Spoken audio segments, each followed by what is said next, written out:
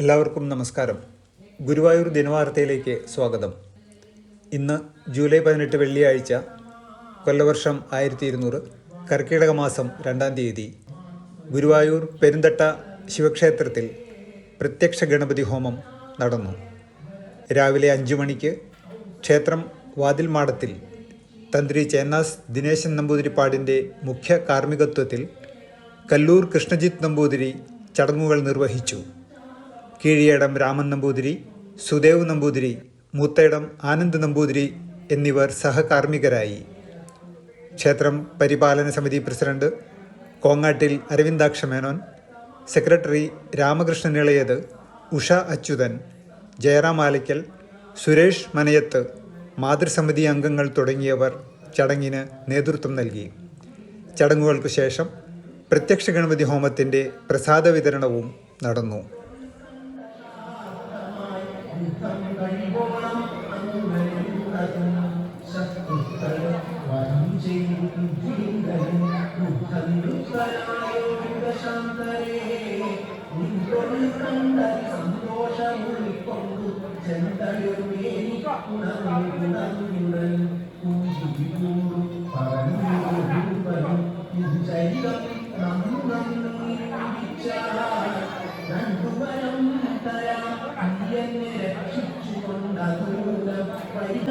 സന്തോഷമുള്ളിക്കൊണ്ടു